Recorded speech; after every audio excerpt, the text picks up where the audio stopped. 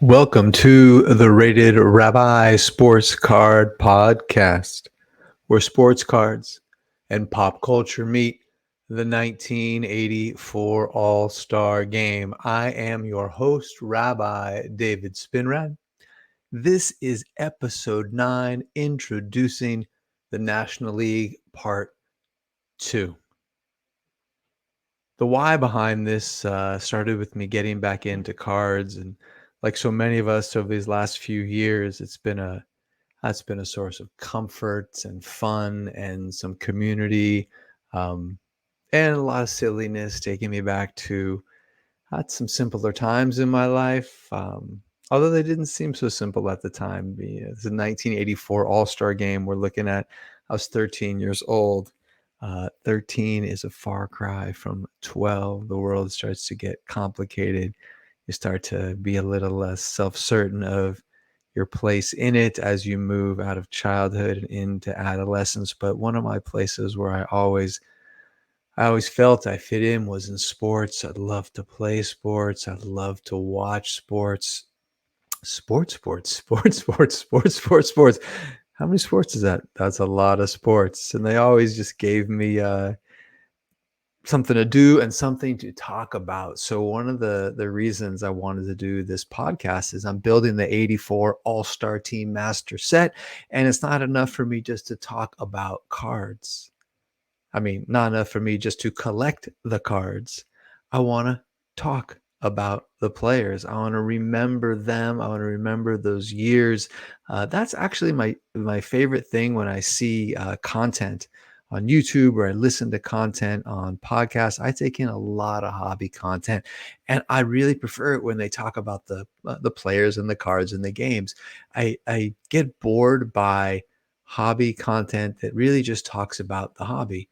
Um, because quite honestly, it's repetitive and derivative, and everyone has an opinion, but pretty much everyone has the same opinion, or the contrarian same opinion. And how about we talk about the cards and the games and the players? Because all that is awesome, and that's the awesomeness that's expressed in cardboard and chromium. It ain't just about the cards; it's about everything about the cards and connecting to them and connecting with you. All right. That's enough jibba jabba. Let's get to the National League. Let me set the stage. We're in Candlestick Park, San Francisco, just about to start. Beautiful sunny day, deep shadows. Visiting team fully arrayed down the left field line, starting from home all the way down. Same thing for the National League on the first baseline, except for we're about to meet the National League starting lineup led by Phillies manager Paul Owens. Yeah, golf clap Paul Owens. It's not exactly a household name, but check it out. Paul Owens is a Philly lifer. He had been the general manager for many years. He actually took over and managed in 72 when the Phils fired a guy named Frank Lucchesi. Took over, was as bad as Lucchesi was, goes back upstairs into the GM booth, and then comes back down again. July 83, Philly is in first place. But they are underachieving terribly. They're only a game or so over 500. Paul Owens calls manager Pat Corrales into his office. Pat, we're making a change. Man, it's not my fault. Who knows what Corrales said? I'm sure he took it like a man.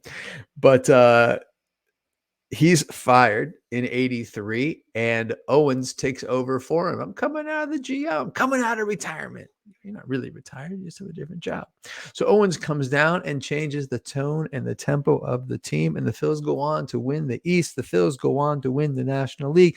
Phils go on to lose to the Orioles in the 1983 World Series. Never mind, the two managers in the World Series are the All-Star managers. So out trots Paul Owens. He's a little old, probably 60 at the time, kind of like that like stiff hip 60-year-old run going. He's jogging it out there best he can. I'm laughing because I'm not that far behind.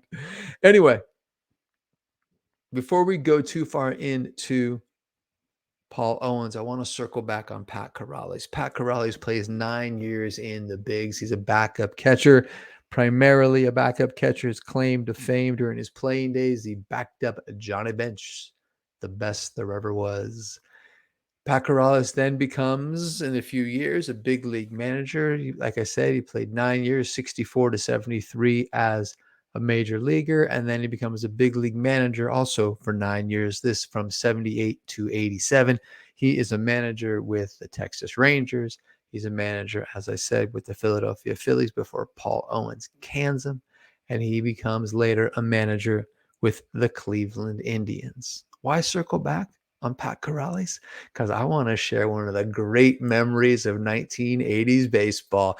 Let me set the stage while I bring up the cards. It's July 1st, 1986, a sun-washed Oakland Coliseum. Dave Stewart on the hill. Tony Bernazard at the plate. Bernazard hits a bomb into the sunshine against the A's. Next batter up, Mr. Fountain of Youth, Julio Franco, and Stewart. Stewart throws such a brushback that the catcher misses it, like all the way to the screen. Corrales takes exception. He starts heading out of the dugout. Home plate umpire Darryl Cousins meets him there, cuts him off. Corrales wants Stu kicked out of the game. Then he starts gesturing at Stewart. Cousins doesn't really move that much to stop Corrales. Corrales pushes right past him, starts going out towards the mound, and Stu's like, oh yeah, you want a piece of me? Dave Stewart starts coming at him. Corrales, a brown belt, does this karate kung fu kick at Stewart. Stewart sidesteps him and hits him with a boom straight right. Down goes Corrales. Did I mention Dave Stewart was a black belt last time I looked? Black belt trumps brown belt. Also, like Dave Stewart, probably 25 years younger. The sidestep, boom! Corrales' hat flies off, hits the first base line, just knocks him down. Bench is clear. There's a big old fisticuffs. Brouhaha. You might have even seen a Donnybrook that day. It was a little fight on the field, but that Stewart punch, man, you should Google it. It's everywhere. Oh my God. All right, that's actually why not only do you see the Paul Owens card, you see, although I have to tell you something. Pat Corrales, remember Carlitos Way when Sean Penn is Davey Kleinfeld goes, you ain't gonna have Davey Kleinfeld to kick around no more. So Corrales does kind of the same thing, gets fired by the Phillies right away, gets a job with Cleveland. That's very same season, 1983. Hence, you see him in an 84 tops. Let's take a look at him. One thing I want to point out is very, very 80s. Yeah, Corrales has hair, like bangs sticking out from underneath the bill of his hat. Yeah, you remember the look. If you're my age, you might have been that kid in Little League wearing your hat kind of like that back with the puffy hair sticking out, Pat Corrales style. Or maybe you were a cool kid. Maybe you were like a Rod Carew and you remember how to crown your hat. Anyone ever do that? Crown the hat like stiff in front, push the top down a little bit, wear it in a little tilt like a Rodney Klein. And then, of course, next to him in his 84 tops, Dave Stewart, while he was still with the Texas Rangers. That was kind of between his open with the Dodgers and then, of course, his glory days with Oakland. Dave Stewart clocking Pat Corrales, all because of Paul Owens. So anyways, Paul Owens, after that 1 year of success, when it going to the series against the O's, 84, Phillies come crashing back down to earth. They finish 15 and a half games in 84, 15 and a half games out in the East behind the division winner Chicago Cubs. I always have like this real soft spot for the 84 Cubs. I think because I played them so much in Stratomatic. I promise you there's a lot of cubby goodness coming up in the future and a little bit more in this episode in just a sec. I want to stay with Paul Owens just a minute more. So Paul Owens actually had a pretty darn good career. He is the architect of those really good 70s Phils. Remember them? They win those division titles. They win the 1980 World Series. Very successful. When he finally retires, the Philly organization names an award after him. It is called the Paul Owens Award, began in 1986. It's given out to two players annually in the Phillies organization, Phillies minor league organization. They give one to a position player and give one to a pitcher. I'm going to give you a few names, see if you've heard of these guys. It's been some pretty good winners. We have Hall of Famer Scott Rowland, former MVPs Jimmy Rollins, Chase Utley, pitcher Cole Hamels, Ryan Howard, and then, of course, those fantasy baseball team butchers, killers, destroyers of my victories and success, Dominic Brown and Michael Franco.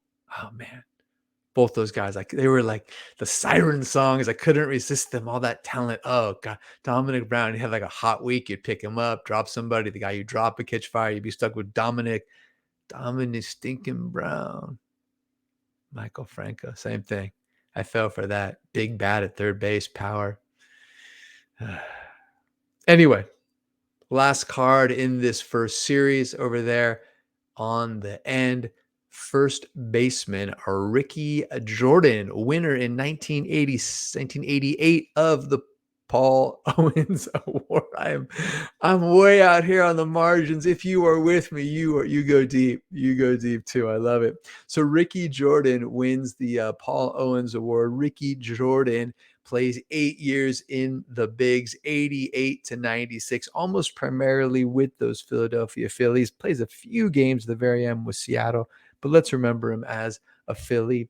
Decent player, first baseman, actually becomes a pretty solid pinch hitter. But I wanted to show you this special card. This, friends, this is a 1989 Topps Ricky Jordan with an on-card auto.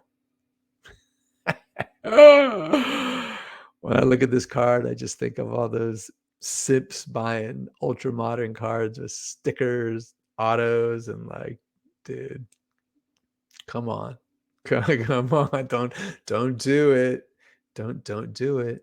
Mama, don't let your baby grow up to prospect.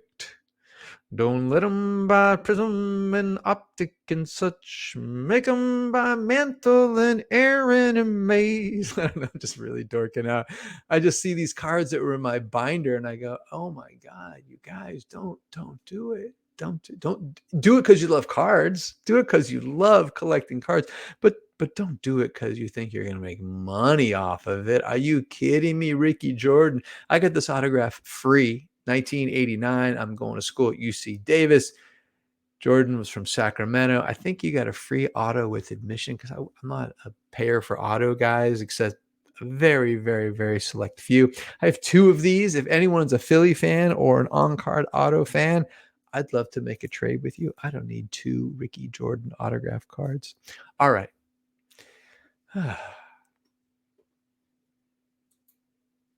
Let's switch it over to me.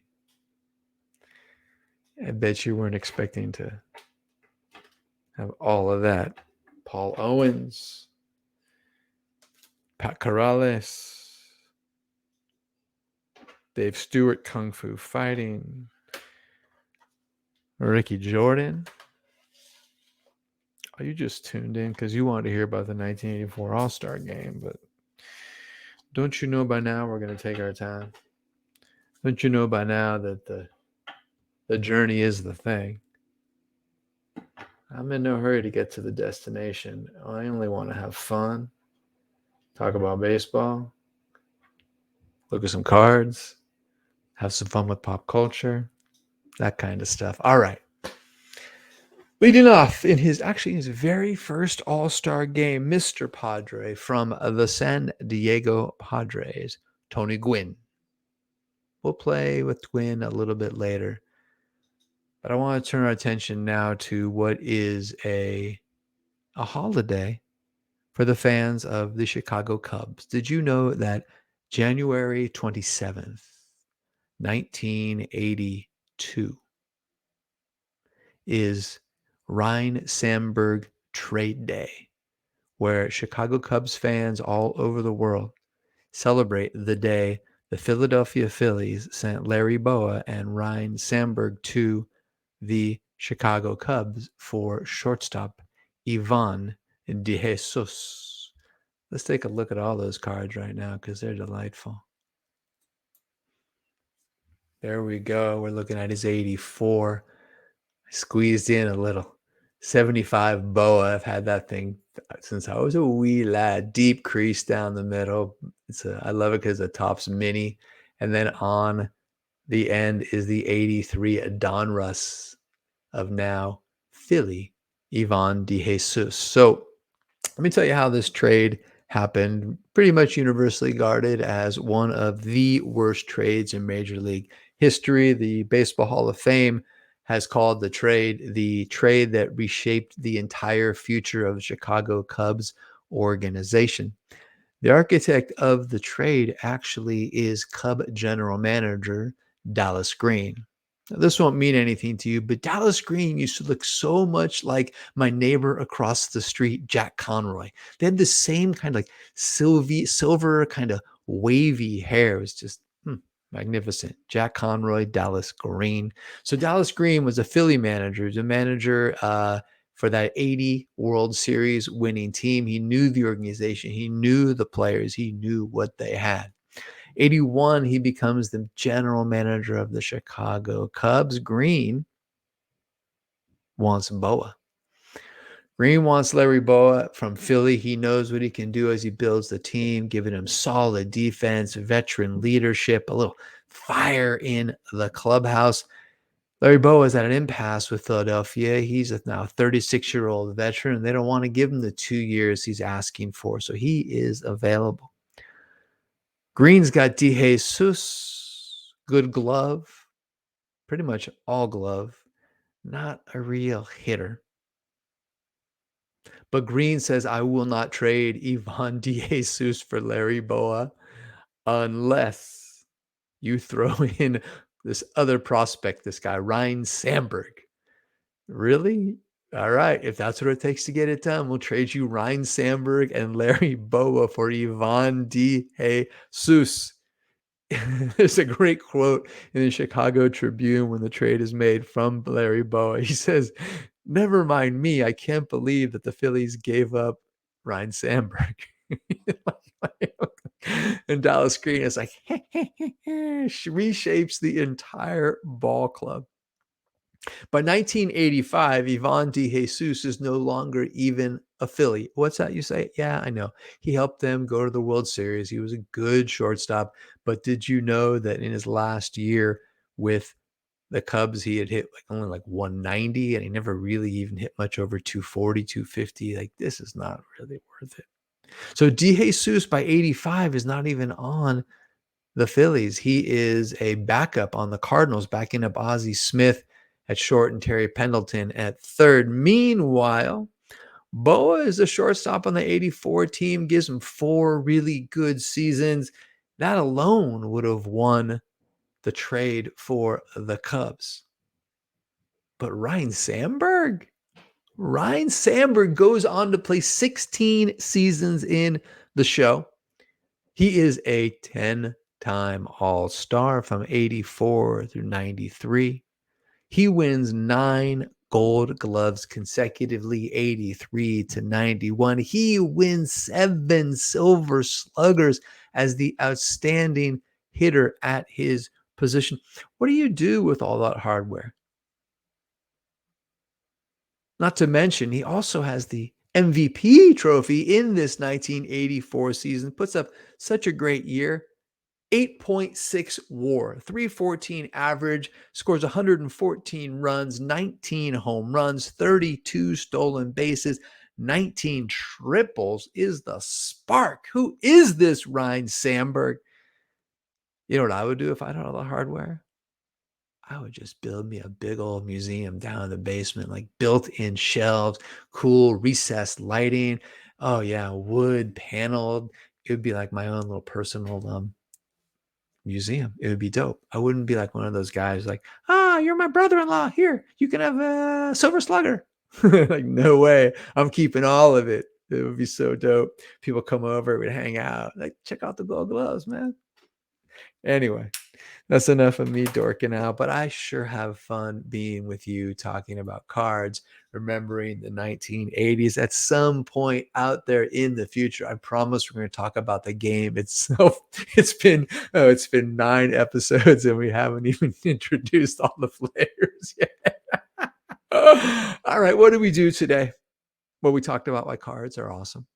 We talked about that the players and the games are actually a lot more interesting to talk about than just talking about the hobby without talking about the players and the cards themselves.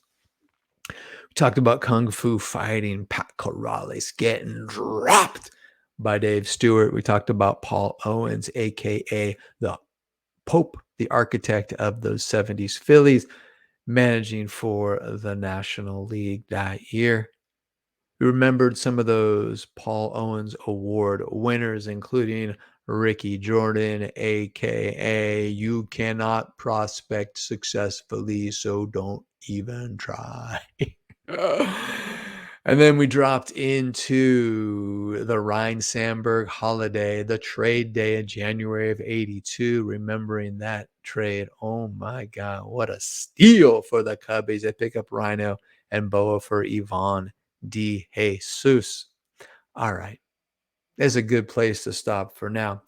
If you're enjoying this, a little like, a little subscribe, leave a comment, but better than all of that is tell somebody else because it's kind of fun to talk about cards. And I like talking about them with you. All right, y'all. Until we meet again, may you enjoy health and long life. See you next time.